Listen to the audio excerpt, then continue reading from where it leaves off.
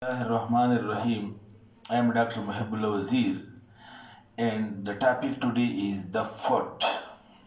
Note, the foot is synonymous with the hand, but with the difference that the hand with the forearm is being fitted like that, the palmar surface of the hand and the ventral surface of the forearm the same. But in foot, you look, it's like that it is being fitted like that, so that the anterior or ventral surface of the foot, it faces inferiorly and it is called as plantar surface, while the dorsal surface faces superiorly, which is called as dorsal surface. This the great Allah has done for the reason that we have to support the whole body weight on the ground, and it is the organ of support and locomotion.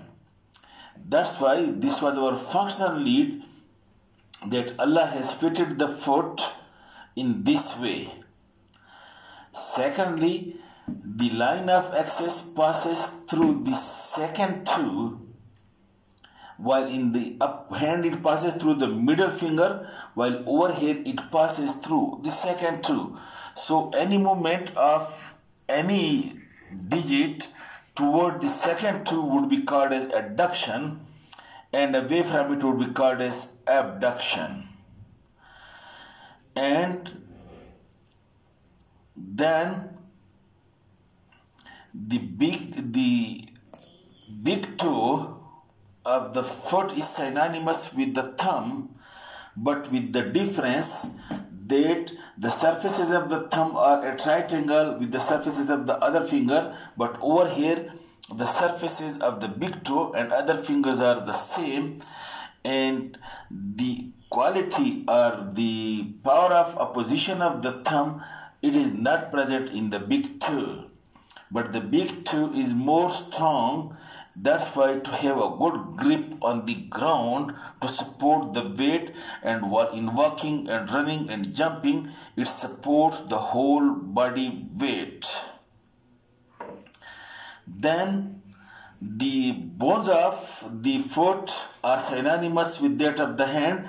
That is, the tarsal bone synonymous with the carpal, and these are number one, you can see this calcaneus or heel bone upon which we stand. This is the heel bone, and above that this bone which is the talus bone, okay, and then you can see the navicular and three cuneiform, medial, intermediate and lateral cuneiforms.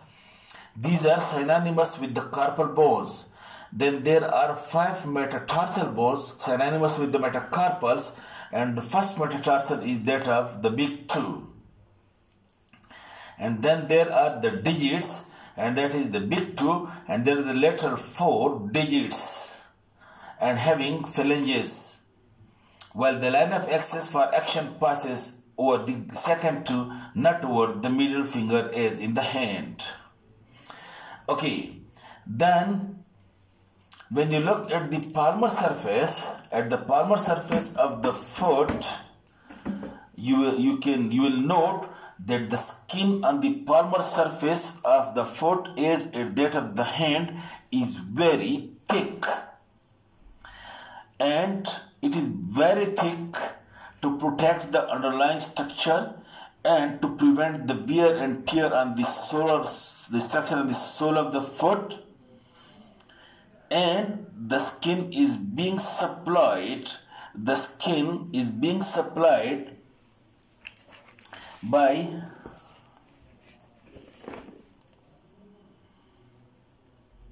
the skin of the plantar surface of the foot. This surface is the plantar surface and this is the dorsal surface.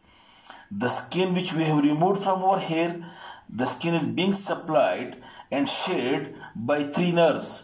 The medial 3.5 digit and the medial 1, 2, 3.5 digit, and the corresponding part of the plantar surface is being supplied by medial plantar, and the lateral 1.5 digit and the corresponding part of the plantar surface of the foot is supplied by lateral plantar. Medial and lateral plantar nerves, these are the branches of the tibial nerve.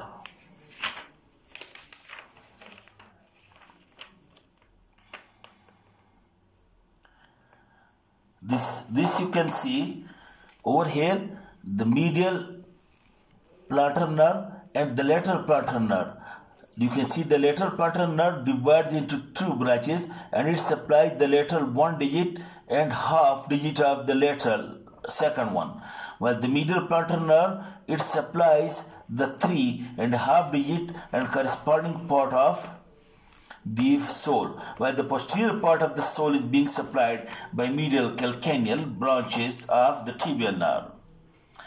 Okay, then when you remove the skin deep to it, you will see a fascia, and these fascia, that is deep to the skin, is superficial fascia, you know. In the same way, over here is superficial fascia, but this superficial fascia of the foot is synonymous with that of the palmar surface of the hand, that is the fascia deep to the skin is being divided by small septal, transverse and longitudinal septa.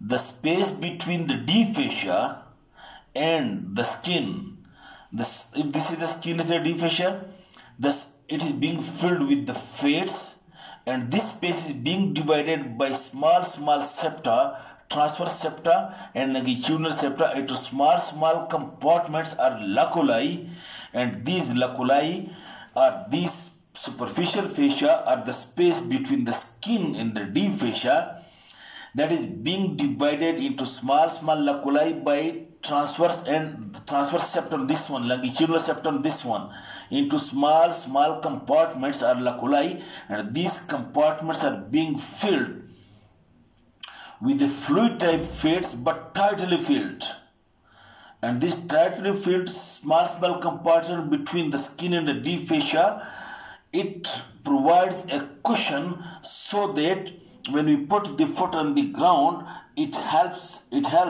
or it acts like the shock absorbing mechanism, and helps to support the arches of the foot in this way, or to help to support the body weight carrying this cushion mechanism. And if there is a cut, then immediately the fascia bulge out because the fascia is being put into it tightly filled.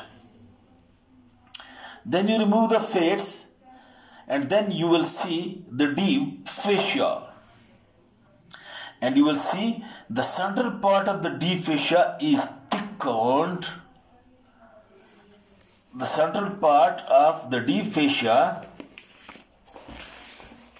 you look, this central part is being thickened, while the deep fascia over the lateral and medial part, it is thin, of course continuous with it, but the deep fascia present over here and over here is thin, while the central triangular part, like that of the palmar epiglosses, it is thick, and it is being called as plantar epiglosses, synonymous with the palmar epiglosses.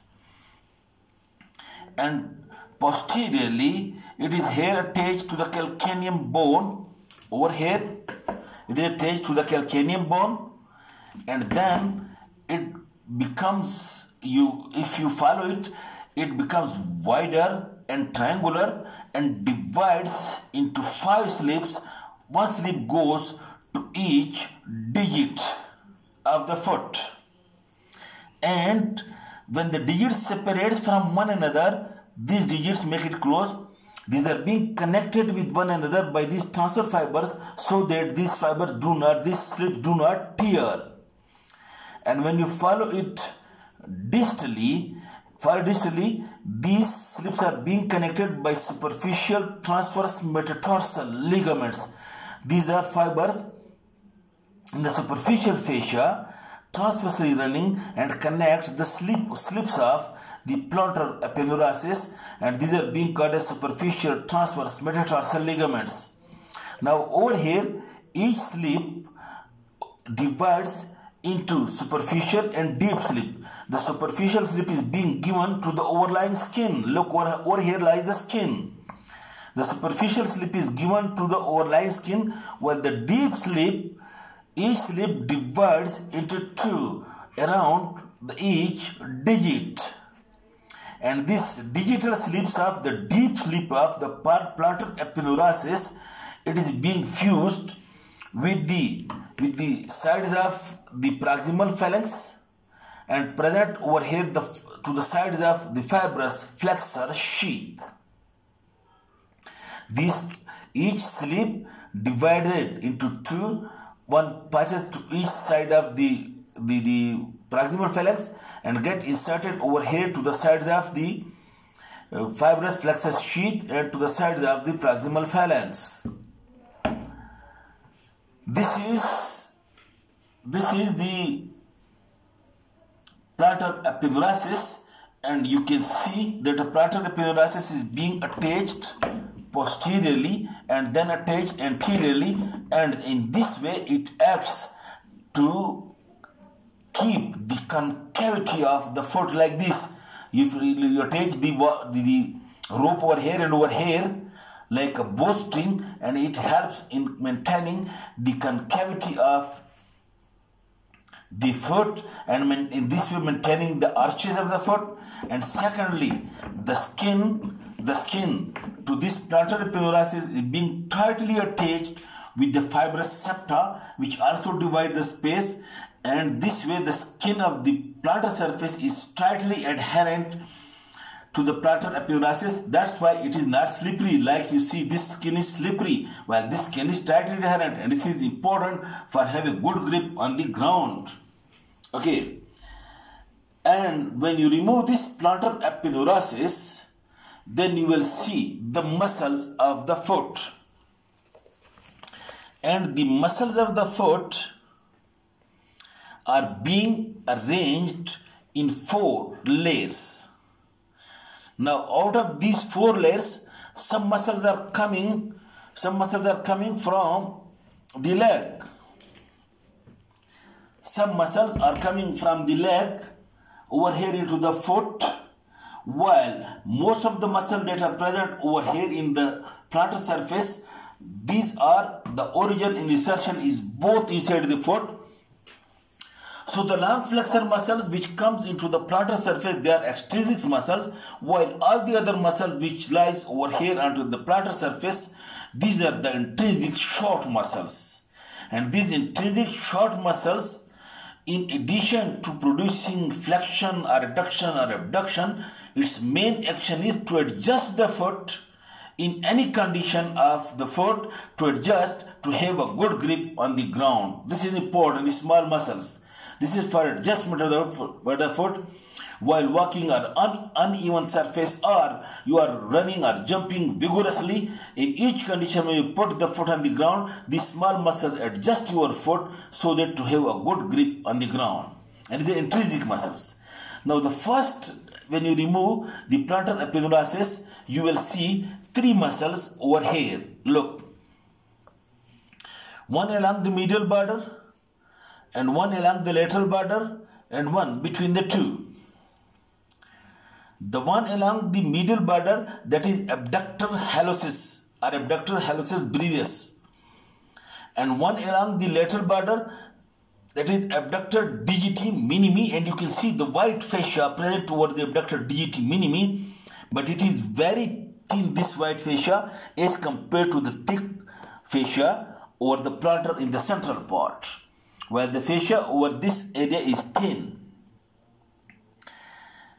Okay, and now before that, you note another, that from each border of the plantar epiglosses,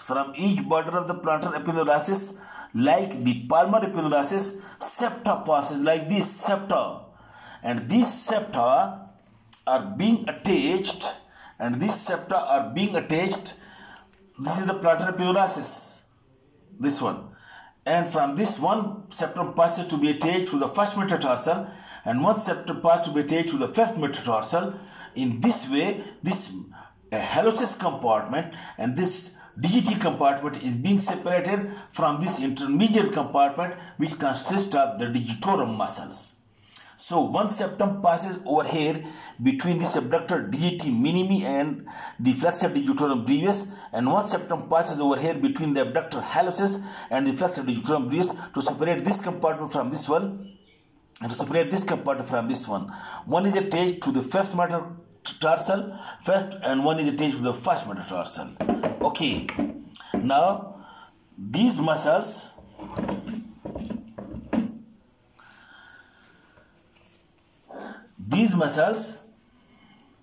look,